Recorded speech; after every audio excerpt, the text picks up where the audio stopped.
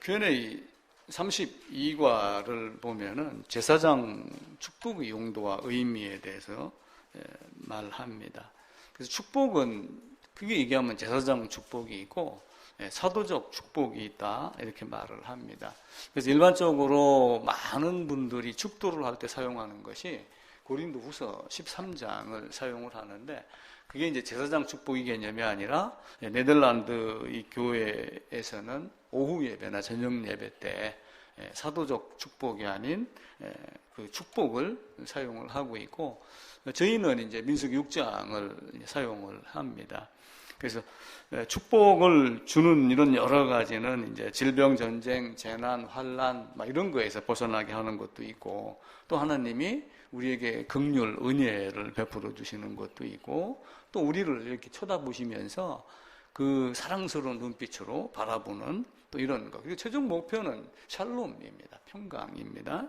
그런데 이제 그 평강이 내게 있게 하기 위해서 이제 어떤 모습으로 또 살아내야지 될까라고 하는 것이 숙제입니다. 그런데 이제 제사장 축복이든 사도적 축복이든 그 축복을 내리는 자에 의해서 내려지는 것은 아니고 단지 하나님의 말씀을 대언을 하며 축복이 언약이 근거하에서 이루어진다. 그래서 언약은 일방적이지만 언약의 기원은 일방적이지만 우리가 우리에게 우리의 삶에서 그 언약이 성취되고 유지가 되고 하는 것은 쌍방이다 이렇게 얘기를 드렸습니다. 그래서 편무 언약이 있고 쌍무 언약이 있어요. 일방적으로는 편무 언약이 있고 쌍무 언약이 있다고 하여 학자들이 구분을 하지만 전체적인 의미에서 보면은 창세전에 하나님이 우리에게 구원 협의 구속 언약 한 것을 제외한 나머지는 사실은 다 쌍무 언약의 개념 안에 포함이 된다. 왜냐하면 인간이 반응이 있어야지 돼요.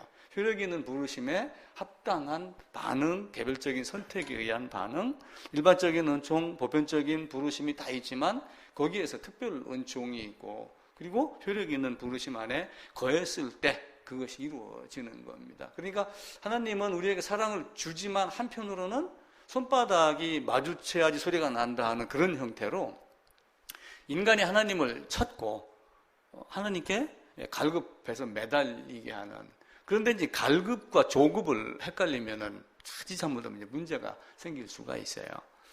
갈급한다. 그러면 사실은 굉장히 다급하게 구하는 거예요. 그런데 이제 간절히 구하는 것이 갈급하는 거고 간구하는 건데 그게 조급성을 띠다 보면은 이상한 말에 현혹이 되기도 해요. 그래서 다른 이상한 집단에 빠지기도 하는 경우도 있고 또 그 말이 그럴듯하게 들리기도 이렇게 하기도 합니다. 민수기 6장을 한번 보겠습니다.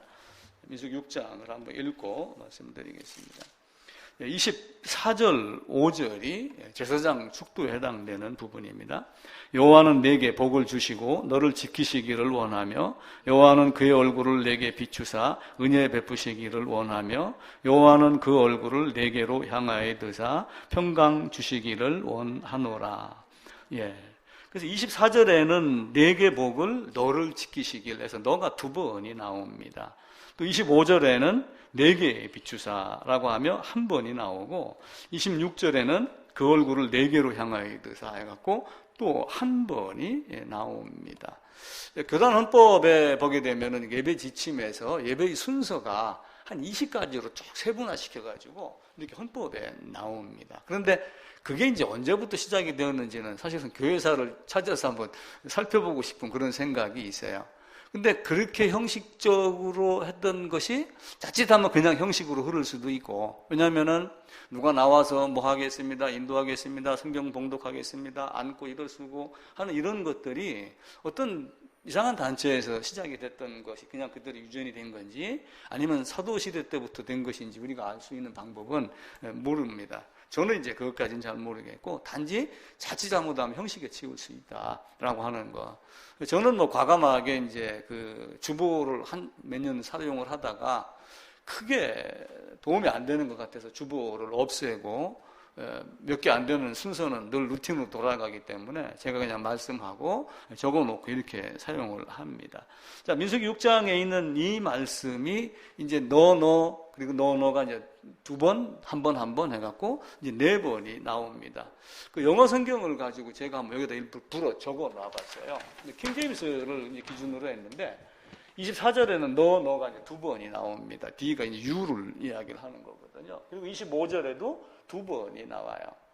그리고 26절에도 두 번이 나오는데 이제 한글 성경 개정에는 한 번씩만 나오는 걸로 이렇게 되어 있습니다. 그래서 우리는 여호와께서 내게 복을 주시고 이렇게 하게 되는데 이제 바른 성경도 보면은 두 번씩 이렇게 번역을 했습니다. 바른 성경을 기준으로 하면은 여호와께서 내게 복을 주시고 너를 지키시기를 원하며 여호와께서 그분의 얼굴을 내게 비추시고 내게 은혜 베푸시기를 원하며 여호와께서 그분의 얼굴을 내게 향하여 드시고 내게 평강 주시기를 원한다 라고 하며 하나님과 나와의 2인칭 관계, 반드시 너라고 하는 존재를 분명하게 이렇게 이야기를 합니다. 그러면서 6장 24절 5절 갖고 제사장 축복을 하고, 그 다음에 이제 고린도 후서 13장을 잠깐 보겠습니다. 고린도 후서 13장입니다. 301쪽입니다. 제가 읽을게요. 주 예수 그리스도의 은혜와 하나님의 사랑과 성령의 교통하심이 너희 무리와 함께 있을지어다. 이렇게 하면서 이제 예배를 마치고 이 본문을 이용해서 축도를 하시는 분들이 굉장히 많습니다. 그러면서 예수 그리스도 은혜, 하나님의 사랑, 그러면서 성령의 교통하심이 이제 함께 예배드리는 누구의 머리 위에 여러 가지를 덧붙여 놓고 이렇게 하기를 원한다. 이렇게 하고 그러는데 이제 네덜란드 교회는 이걸 이제 사도적 축복으로 여기고 제사장 축복으로는 여기지 않는다. 이렇게 말씀을 합니다. 그래서 민수기 6장으로 다시 돌아가게 되면은 크게 새 24장, 25장, 25절, 26절 이렇게 세 파트로 나뉘어지지만 각 파트에서 너가 해갖고 두 번씩 이렇게 해가지고 총 6번의 너가 나오는데 너를 부르시는 하나님을 포함을 하면은 총 7번의 숫자가 돼갖고 이스라엘에서 가장 성스러운 숫자, 완전 숫자의 개념인 7이 됩니다. 그러면서 하나님이 언약 백성에게 반드시 너를 향한 하나님이 언약 백성에게 너에게 축복을 한다라고 하는 그 축복을 이야기를 합니다. 24절에 보면 하나님 내게 복을 주시고 너를 지키시기를 원하며 이렇게 말씀을 하셔요. 그런데 이제 민수기는 시작하면서 어디로 들어가냐면은 이제 몇 명인가 셉니다, 인구를. 그런데 그게 출애굽기 마지막에서 성막이 완성이 되고 성막을 들고 이제 광야로 들어가는 장면이거든요. 그래서 싸움에 나갈 만한 장정 약 60만 해갖고 쭉 나가는데 이들이 이제 광야에 들어갔었을 때 쉬웠겠어요? 어려웠겠어요? 광야에 들어가면은 사실은 전갈도 있고 짐승도 있고 도적도 있고 많은 것들이 있습니다. 예를 들어가지고 이제 아브라함이 어떤 일이 있었냐면은 이스마엘이 이삭이 젖될 때, 근데 젖될 때가 몇 살쯤인지는 잘 모르겠어요. 7, 8세가 됐을 수도 있고 우리 어렸을 때는 젖될 때가 5살, 6살 된 애들도 젖될 때가 있었어요. 지금은 한 달, 그러니까 1년 딱 지나면 젖을 뗀다 이런 개념으로 갖고 있지만 예전에는 그러지 않았어요. 학교 갔다 와갖고 엄마 젖다는 애들도 있었고 이랬기 때문에 젖댄다는 개념이 유대의 풍습을 아마 살펴보면은 거의 5, 6세, 6, 7세 이 정도 되지 않을까 생각을 합니다. 그래갖고 이스마엘을 하가라고 쫓아낼 때 이제 사라는 쫓아내라 해갖고 결국 사라의 말을 듣고 하나님도 허락해서 쫓아냈는데 떡하고 물을 줘서 보냈어요. 근데 얼마 지나지 않아갖고 떡도 떨어지고 물도 떨어집니다. 광야가 그런 곳이에요. 물이 없으면은 목이 말라서 죽습니다. 그러니까 사막에 있는 자에게는 보석이 필요가 없어요. 물이 필요가 있죠. 사마리아도 마찬가지예요. 그 광야에서 사실은 생수의 근원, 우리 주님을 가리키기 위해서 사마리아 여인에게도 가는 거고 이런 모습을 갖고 있습니다. 광야로 들어간 지 한 달이 지나면서 떨어졌어요. 먹을 것이. 그래가지고 어떤 일이 일어나요? 메추라기 사건이 일어나면서 만나를 주는 사건이 일어납니다. 또 광야를 들어가서 조금 더 지나니까 물이 없어요. 그래서 반석을 치는 사건이 나오죠. 또 조금 더 가니까 르비딤에 갔는데 아말렉, 에서의 후손 아말렉이 등 뒤에 연약한 자를 공격하는 사건이 벌어집니다. 그때 이제 여호수아가 모세의 말을 듣고 나가서 전쟁에서 승리를 하고 나중에 이제 아말렉을 진멸하라 라고 하는데 아말렉을 진멸하라는 공식 명령을 제일 먼저 받은 자가 누구냐면은 사울 왕입니다. 그러니까 사울이 왕이 딱 되고 나서 첫 번째 하달받은 명령이 아말렉을 진멸하라 라고 해갖고 아각 왕에게 갔는데 사실은 아각 왕의 좋은 것은 남겨놓고 나쁜 것만 처치를 하고 자기 기념비 세우고 이렇게 하면서 자기를 높였던 적이 있습니다. 그래서 광야는 어려움이 많습니다. 그래서 그런 많은 것들로부터 지켜달라, 지켜주시기를 원한다 라고 하는 것이 24절의 의미입니다. 신명기로 한번 가볼게요. 신명기 28장입니다. 복과 저주가 나오는데 복에 대한 내용은 그렇게 많지 않아요. 신명기 28장 1절부터 14절까지 축복에 대한 이야기가 나옵니다. 2절부터 제가 읽을게요. 내가 내 하나님 여호와의 말씀을 청종하면 이 모든 복이 내게 임하며 내게 이르리니 라고 하며 성읍에서도 복, 들에서도 복, 내 몸의 자녀, 토지, 소산, 짐승의 새끼, 떡광줄이 들어가고 나가고 할 때 적군이 들어와도 7절에는 한 길로 들어왔다가 7길로 도망가게 해라, 창고가 차게 해라, 뭐 이런 많은 것들을 주겠다. 그런데 조건이 있는 거예요. 네가 내 말씀을 따라서 지켜 행하면, 그러니까 24절에 내게 복을 주기를 원하며 라고 하는 그 말 속에 포함이 되어 있는 것은 사실은 내가 준 율법대로, 내가 준 말씀대로, 명령대로 너희가 살기를 원한다 라고 하는 것이 은연중에 포함이 된 겁니다. 근데 그게 만약에 아니면 어떻게 해요? 너를 지키시기를 원하며 라고 하는 이거 자체도 신명기 1장 28장 1절부터 14절 있는 내용이 반대가 안 되도록 그걸 원하는 거예요. 그런데 그 반대되는 내용이 어디부터 나오냐면은 28장 15절부터 나옵니다. 내가 만일 내 하나님 여호와의 말씀을 순종하지 아니하여 내가 오늘 내게 명령하는 그의 모든 명령과 규례를 지켜 행하지 아니하면 이 모든 저주가 내게 임하며 내게 이를 것이니 라고 하며, 아까 성읍에서도 복 받는데 성읍에서 저주받고, 그죠? 반대로 이렇게 나옵니다. 19절에는 들어가도 저주, 나가도 저주.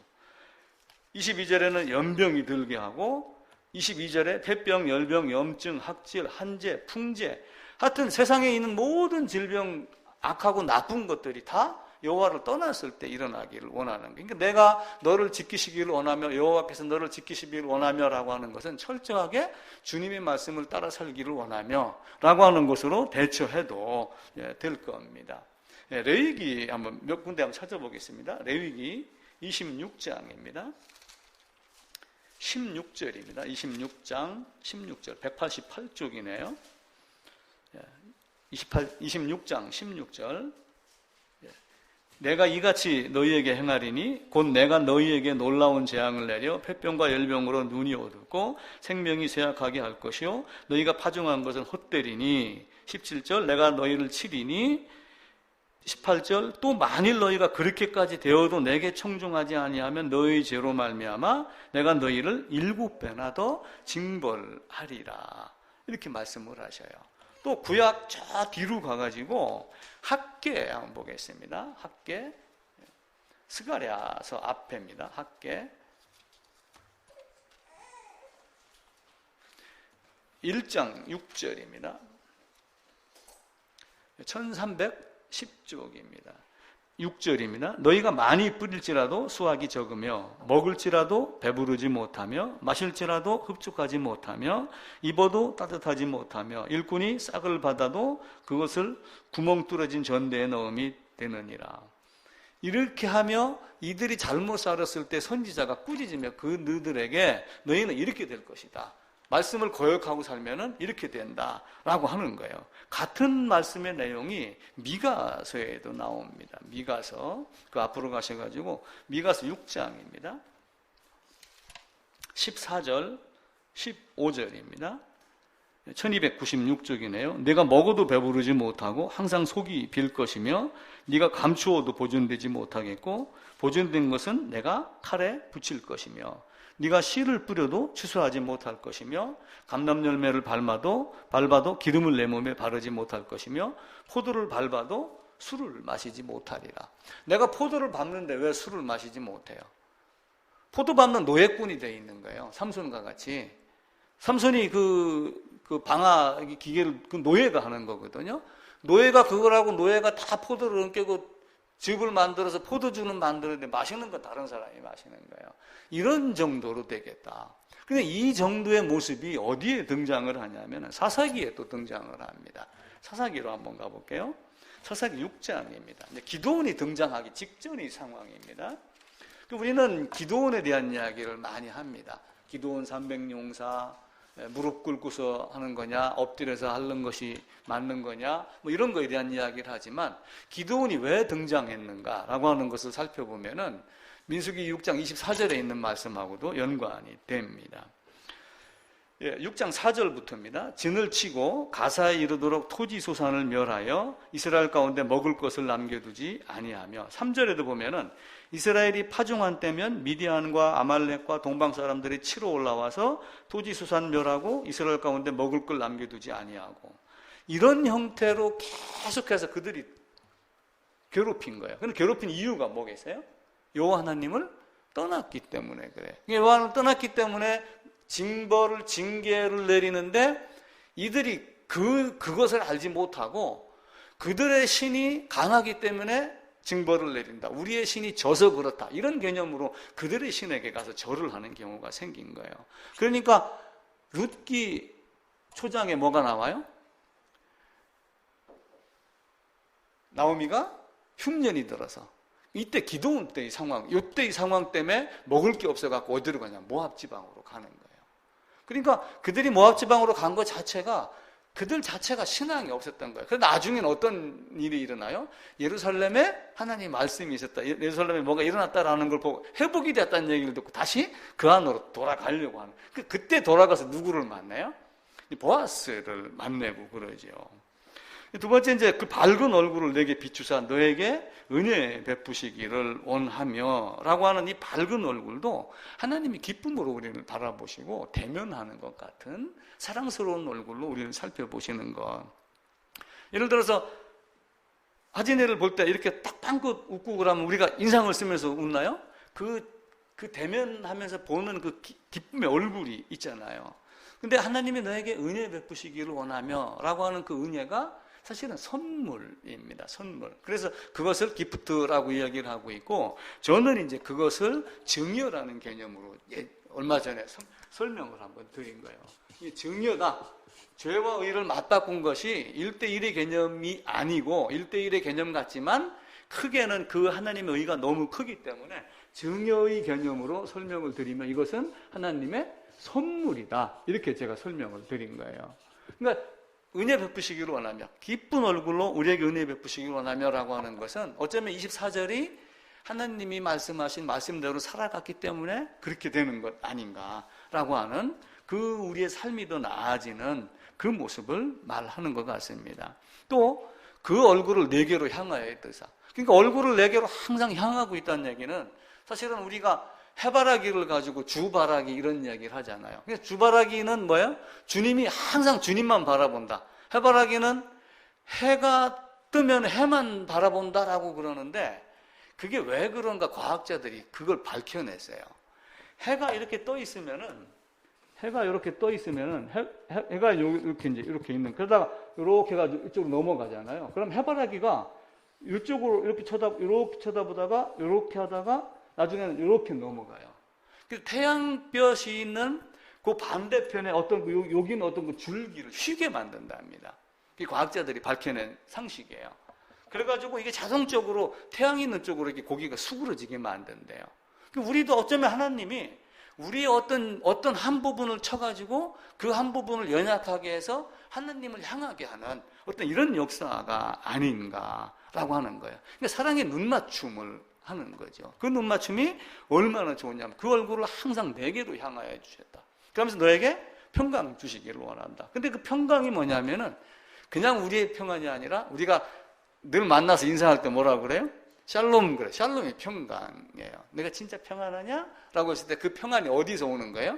여호와 하나님이 주지 않으면 안 되는 거. 근데 여호와 하나님이 얼굴을 내게로 향할 때가 있고 향하지 않을 때가 있어요. 하나님이 나를 향하여 얼굴을 이렇게 바라보실 때가 있고 얼굴을 탁 돌릴 때가 있어요. 우리 사람은 얼굴 돌리면 뭐라 그래? 삐져서 그런다 그러죠. 가끔 그럽니다. 저도 뭐 누구하고 얘기하다 각 돌리면 삐졌어요? 우리 며느리가 가끔 그래. 뭐라 그래? 아버님 왜 이렇게 잘 삐져요? 그런데 또 삐지 그게 성경에서는 그 말씀을 해요. 얼굴을 감추겠다, 얼굴을 숨기겠다, 얼굴을 가리겠다라고 하는 말이 성경에 많이 나옵니다. 몇 군데만 한번 찾아볼게요. 신명기부터 찾아볼게요. 신명기 31장입니다. 18절입니다. 312쪽입니다. 신명기 31장 18절 함께 읽읍시다. 또 그들이 돌이켜 다른 신들을 따르는 모든 악행으로 말미암아 내가 그때 반드시 내 얼굴을 숨기라. 그때 숨기는 거예요. 근데 나로 얼굴을 이렇게 향하여 기쁜 얼굴로 밝은 얼굴로 바라본다는 얘기는 내가 하나님께 등을 돌리지 아니하고 우상 따라가지 아니하고 하나님을 바라봤을 때 하나님이 나를 바라보는 거예요. 근데 하나님이 내게 얼굴을 숨긴다는 이 말은 사실은 내가 하나님께 등을 돌리고 내가 얼굴을 다른 걸 쳐다봤기 때문에 하나님이 얼굴을 숨긴 것과 같은 결론이 되는 겁니다. 또 이사야서 한번 보겠습니다. 이사야서 64장입니다. 7절입니다.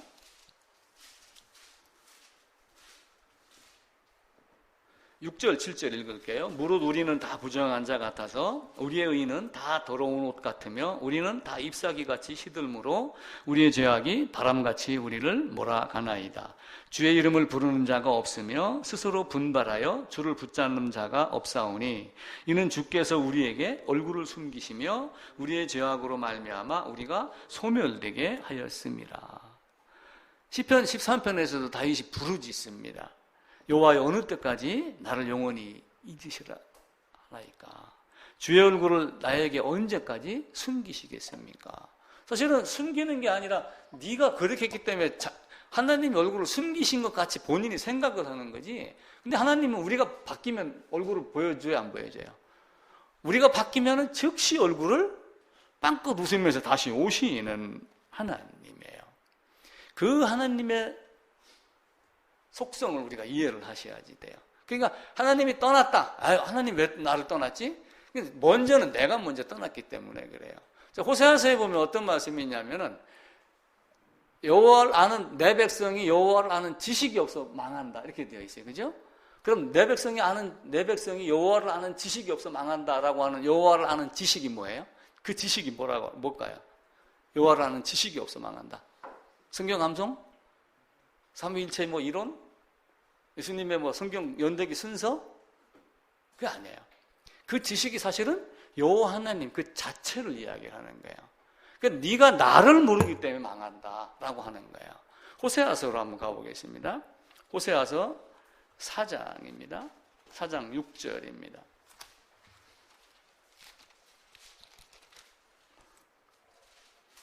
4장 6절입니다. 내 백성이 지식이 없으므로 망하는도다. 그러면 이제 이 지식이 그냥 성경 지식, 어떤 학문의 지식 이렇게 여겨질 수가 있습니다. 그런데 그 뒤를 보게 되면은 내가 지식을 버렸으니 나도 너를 버려.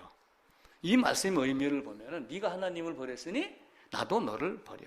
네가 내게서 얼굴을 돌렸으니 나도 네게서 얼굴을 돌리고 네가 얼굴을 숨겼으니 나도 너에게서 얼굴을 숨기겠다라고 하는 거예요. 네가 지식을 버렸으니 나도 너를 버려 내 제사장이 되지 못하게 할 것이요 내가 내 하나님의 율법을 잊었으니 나도 내 자녀들을 잊어버리라. 이게 사랑의 하나님의 모습입니다. 우리는 사랑의 하나님 그러면 그냥 허다한 죄를 덮는다라고 이렇게 이야기를 하죠. 물론 허다한 죄를 덮습니다. 그런데 그 허다한 죄를 덮는다 하는 그 덮기 위해서 어떤 게 있어요? 죄를 고백하고 죄값을 치르는 죽음과 그 은혜 안에 거했을 때 죄가 덮어지는 건데 우리가 그걸 생각을 하지 아니하고 해칠한 무덤과 같이 나는 썩어 자빠져 있는 이후에다가 뭘 덮어놓고 겉에서 보기에 깨끗하게 여기는 것 같은 이런 느낌을 자꾸 갖는단 말이에요. 자, 흰 눈같이 희게 될 것, 흰 눈같이 덮을 것이고 그러면은 더러운 곳 위에 흰 눈이 내리면 깨끗하게 됩니다. 그런데 그 흰 눈이 만약에 녹고 발자국이 몇 번 생겼다고 해보세요. 그럼 그 속에 있는 더러움이 다 드러나요? 안 드러나요? 사실은 양잿물로도 없앨 수 없는 그걸 다 없앤 상태를 흰 눈같이 이렇게 표현을 한 거예요. 그러니까 흰 눈으로 덮었다 양털같이 희게 했다라고 하는 것은 그 속까지도 깨끗하게 되어 있다는 것이지 그 눈이 사라진 다음에 속에 있는 더러움이 나타내는 그런 상태의 잘못된 것이 아니거든요. 자, 말라기 한번 보겠습니다. 이제 마지막에도 또 그 말씀을 하셔요. 말라기 3장입니다. 3장 7절입니다. 만군의 여호와가 이르노라 너희 조상들의 날로부터 너희가 나의 규례를 떠나 지키지 아니하였도다. 그런즉 내게로 돌아오라. 그리하면 나도 너희에게 돌아가리라. 네가 돌아오래요. 그럼 나도 너희에게 돌아가겠다. 이렇게 말씀을 하셔. 우리가 생각하는 거하고 좀 다르죠, 그죠? 우리는 하나님이 다 우리를 찾는다라고만 생각을 하고 있는데 내가 하나님께 돌아가면 하나님이 나에게 돌아오겠다. 또 이렇게 거꾸로 말씀을 하셔요. 근데 말라기 1장에 가면 어떻게 얘기를 해요? 내가 너희를 사랑했다. 그러니까 하나님이 우리를 어떻게 사랑했어요? 하나님이 우리를 언제 사랑했어요? 이렇게 따지는 사람들이 있는 거 아니란 말이에요. 그러니까 대제사장의 축복, 축도라고 하여 이렇게 하지만 사실은 그 배경에는 네가 내 말대로 살았느냐 살지 못했느냐라고 하는 것이 결과가 전부 다 나오는 거예요. 역대하도 한번 보겠습니다. 역대하 12장입니다. 12장 6절입니다. 이제 애굽왕 시삭이 이제 예루살렘 쳐 올라와 가지고 공격을 당하는 이 모습입니다. 그런데 이제 패했죠. 4절에 보면 시삭이 유다의 견고한 성읍들을 빼앗고 예루살렘에 이르니, 그러니까 사사시대와 마찬가지로 이스라엘의 행동, 이스라엘의 신앙, 율법을 지키는 행위, 이런 모든 것들이 바르지 못하기 때문에 적군을 동원을 해가지고 전쟁을 알게 하고 전쟁을 통해서 이스라엘에게 훈련을 시키고 그리고 여호와 하나님께 매달리게 하는 그 과정을 거치는 겁니다. 5절 후반부터입니다. 이같이 말씀하시기를 너희가 나를 버렸으므로 나도 너희를 버려 시삭의 손에 넘겼노라 하셨다 하니라. 그러니까 하나님이 우리를 버린 것이 아니라 내가 하나님을 버렸기 때문에 하나님이 나를 버리겠다라고 하는 보는 거예요. 그러니까 이미 하나님은 우리를 선택해서 사랑했습니다. 아브라함도 택하였고 야곱 70명이 애굽에 들어갔다가 약속한 대로 4대 만에 나오게 했고 광야로 집어넣고 일단 출애굽해서 홍해를 건너게 한 상태예요. 그러면은 우리의 성화의 과정이 어떻게 돼야지 돼요? 바른 과정을 겪으려고 거치려고 노력을 해야 되는데 그렇게 안 하기 때문에 내가 너도 이렇게 버렸다라고 하는 거죠. 그래서 우리의 삶에서 내가 밝은 얼굴로 너를 향하여 은혜를 보시기를 원한다라고 하는 그 또 이면에도 나의 삶이 어떠할까라고 하는 것을 먼저 바라볼 필요가 있습니다. 자, 우리 말에 어떤 말이 있냐면은 이런 말 들어봤어요?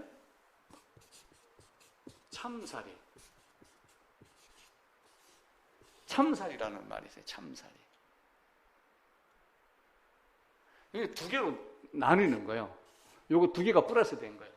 더부살이, 머슴살이, 타양살이. 그죠? 이게 그냥 그 삶이에요. 참은 진짜 정상적인 거, 바른 거, 깨끗한 거.